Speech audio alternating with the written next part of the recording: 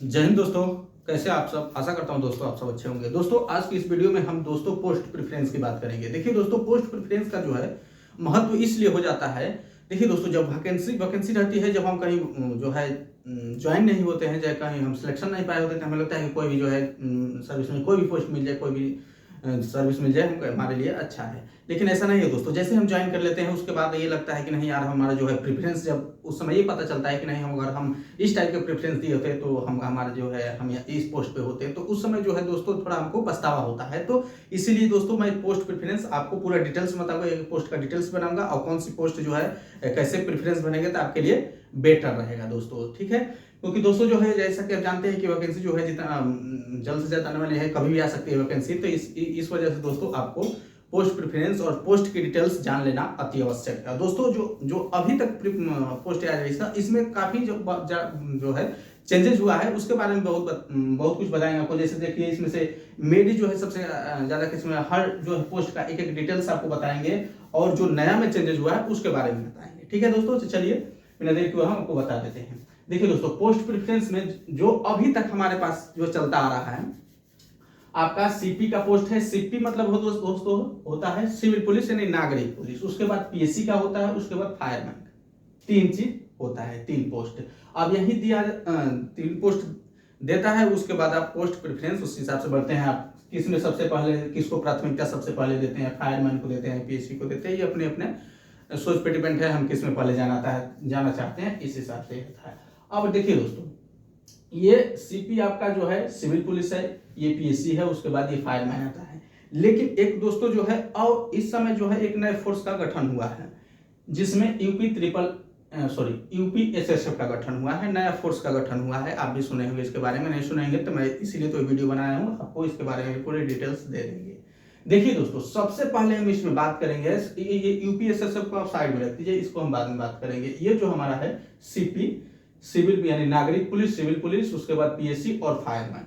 तो सबसे पहले इसमें हम बात करेंगे दोस्तों, इसकी मेरिट कैसे बनती है, किसकी सबसे ज्यादा मेरिट जाती है। तो देखिए दोस्तों, ये जो हमारा सीपी है नागरिक पुलिस जिसको हम बोलते हैं, इसकी सबसे ज्यादा मेरिट जाती है। उसके बाद जो है सेकंड पे पीएससी की जाती है, थर्ड पे फायरमैन की मेरिट जाती है।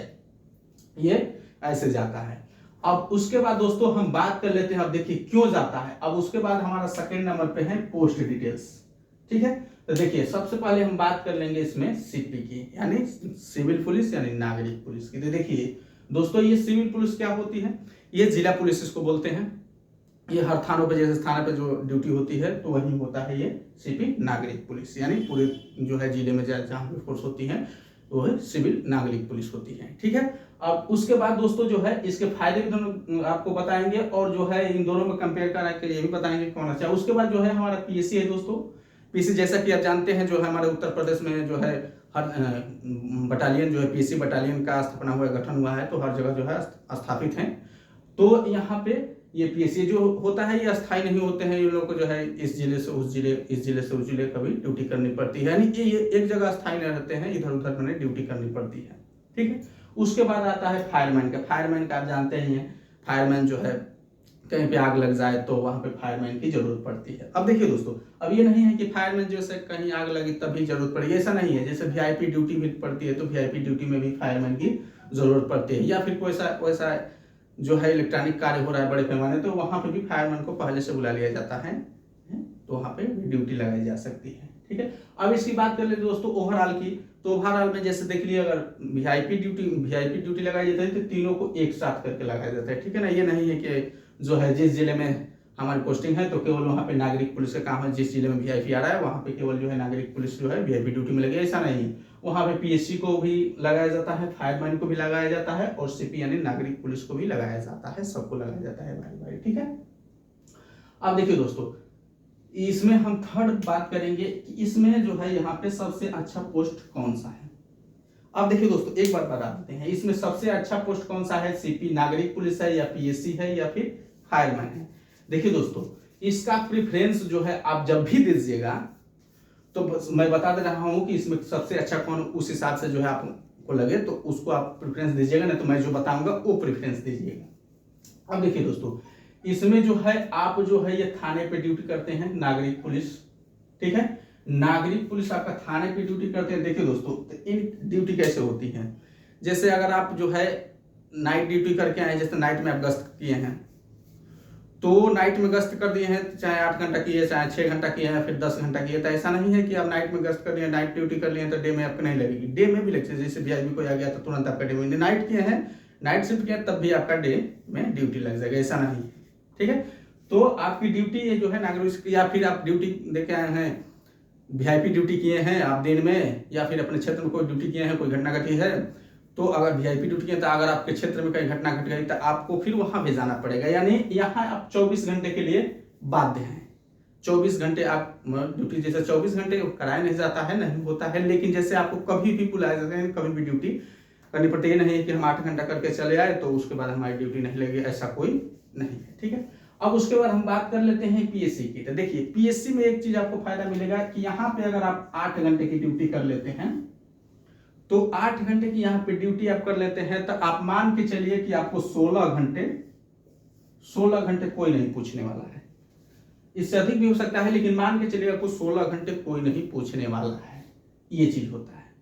लेकिन इसमें इसका देखिए वीक पॉइंट क्या है, इसका वीक पॉइंट ये है दोस्तों, जैसे मान लीजिए कि आप बनारस में आपकी पोस्टिंग है, बनारस में 34 है, 36 है, वहां बटालियन मान लीजिए 36 बटालियन में आपकी पोस्टिंग होगी, आप पीएससी में भर्ती हो गए। तो अगर आप 36 बटालियन में पोस्टिंग हो गई, तो ये नहीं कि हम बनारस में हैं तो बनारस में हमको ड्यूटी करनी है। अब वहां से जो है आपकी ड्यूटी अगर सोनभद्र लगा दी जाए, या फिर इलाहाबाद लगा दी जाए, या फिर मेरठ भी भेजी जा सकती है, मतलब ऐसे आपको कहीं भी भेजा जा सकता है, यानी एक जगह पर स्थायी नहीं रह सकते हैं।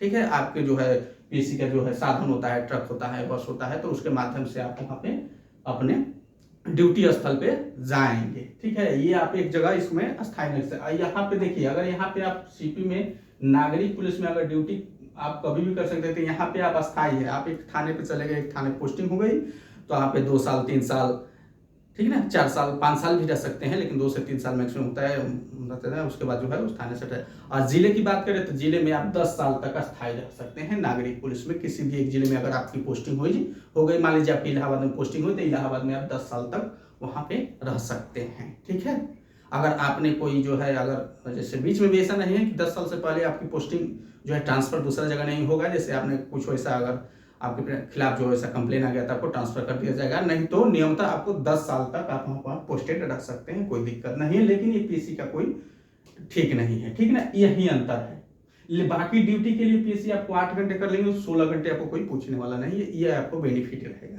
कभी कभी तो 16 का 24 घंटा भी आपको कोई पूछने वाला नहीं, ये भी होता है, लेकिन कभी कभी।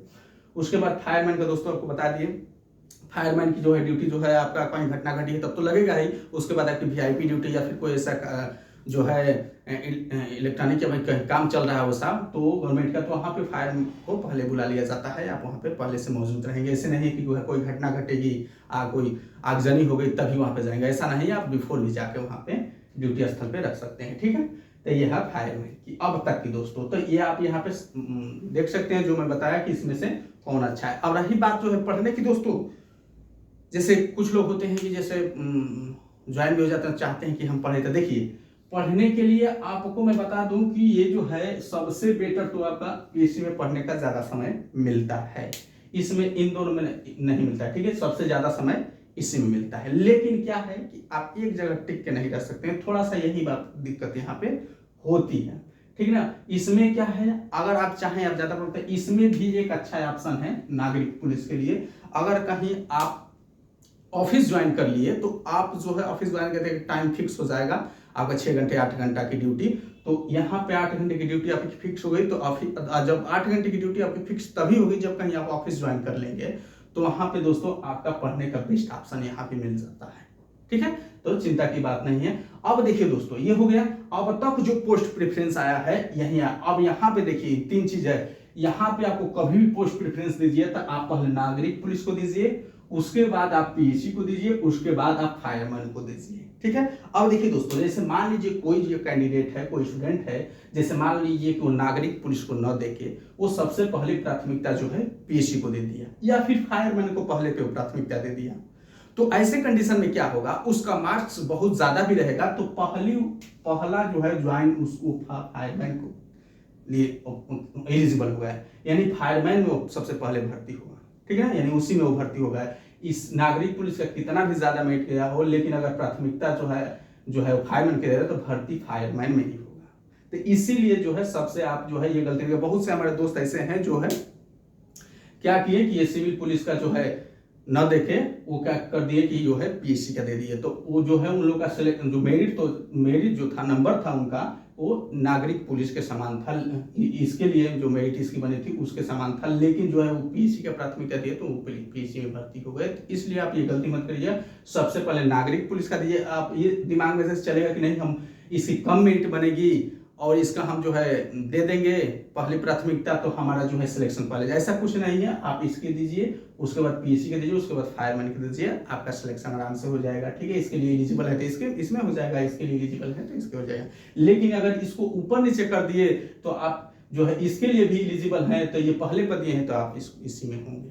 ठीक है, ये चीज को आप समझिए। अब देखिए दोस्तों, अब यहाँ पे बॉयज की बात हो गई, अभी तक जो चला आ रहा है, अब यहाँ पे गर्ल्स की बात कर ले, यानी लड़कियों की बात कर ले, तो यहाँ पे लड़कियों के लिए केवल ये नागरिक पुलिस के लिए, यहाँ पे लड़कियों के लिए पोस्ट प्रेफरेंस की जरूरत नहीं पड़ती थी, लेकिन अब पड़ सकती है। देखिए यहाँ पे केवल नागरिक पुलिस के लिए लड़कियों की वैकेंसी होती थी। ठीक है, ईपीएससी और फायरमैन के लिए नहीं होती थी। ठीक है, अब देखिए दोस्तों, इसमें हमारा चौथा पॉइंट है, इसमें नया क्या बदलाव हुआ है। नया देखिए दोस्तों क्या बदलाव है। सबसे पहले तो ये नागरिक पुलिस जगह पे है, अपने जगह पे कहीं कोई दिक्कत नहीं। यहाँ पे पीएससी में थोड़ा बहुत बदलाव हुआ है। पीएससी में क्या बदलाव हुआ है, यहाँ पे महिलाओं को भी इस बार शामिल किया जा सकता है। जैसे महिला पीएससी बटालियन का स्थापना हो रहा है कहीं कहीं, जैसे हमारे पूर्वांचल में आपका गोरखपुर में महिला पीएससी बटालियन की स्थापना हो रही है, वैसे और भी हो।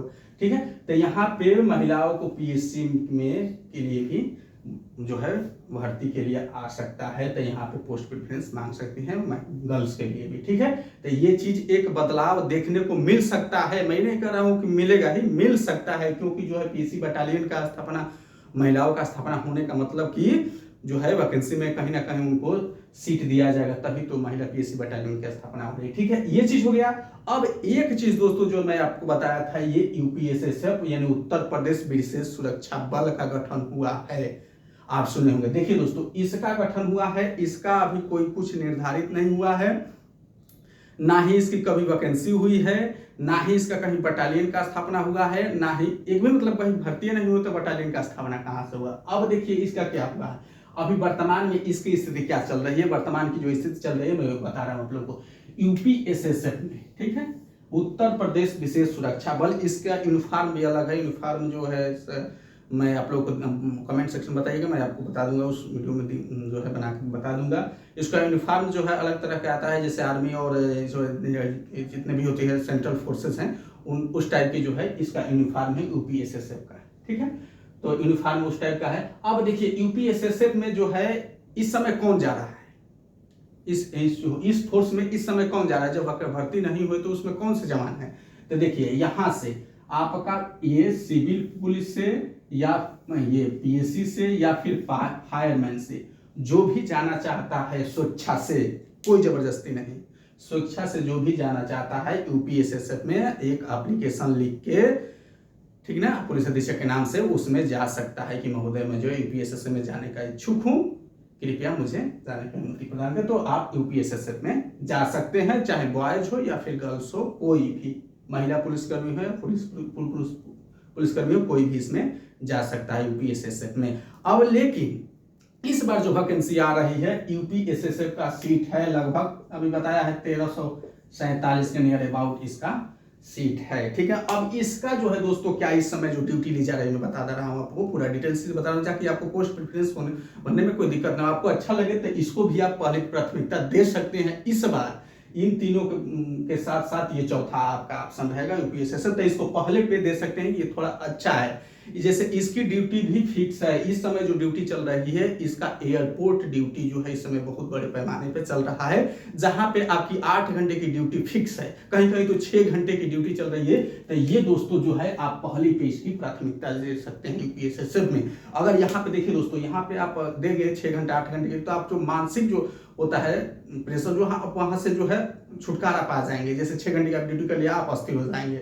ठीक है, उसके बाद आपके 18 घंटे की 18 घंटे बाद आपकी ड्यूटी आ गई। 8 घंटे की ड्यूटी है तो आपकी 16 घंटे बाद ड्यूटी आ गई। यानी यहाँ आप ये ड्यूटी जो अभी चल रही है फिक्स ड्यूटी चल रही है। अभी बाद में क्या बदलाव होगा वो दूसरा चीज है, लेकिन अभी फिक्स ड्यूटी चल रही है। उसके बाद जो है दोस्तों अब आगे बता दे रहा हूँ, न्यायालय की भी सुरक्षा जो है यूपीएसएसएफ को दी जाएगी, और भी इंडस्ट्रियल जैसे एरिया है उसकी भी सुरक्षा जो है यूपीएसएसएफ को दी जाएगी आने वाले समय में। इसीलिए फर्स्ट टाइम इसमें वैकेंसी आई है और इसमें भर्ती की जा रहा है। तो इसकी आप जो दोस्तों जो है पहली पे प्राथमिकता इसको दे सकते हैं, ये बहुत अच्छा है। ठीक है, इसका यूनिफॉर्म भी अलग है, अच्छा भी लग रहा है यूनिफॉर्म पहनने में। ठीक है दोस्तों, तो ये चीज है। अगर दोस्तों जो है कुछ भी पूछना होगा इससे संबंधित तो आप कमेंट सेक्शन में कमेंट करके बताइएगा, हम आपके कमेंट का रिप्लाई जरूर देंगे, 100% देंगे। ठीक है दोस्तों, आज के लिए इतना ही, मिलते हैं अगले वीडियो में।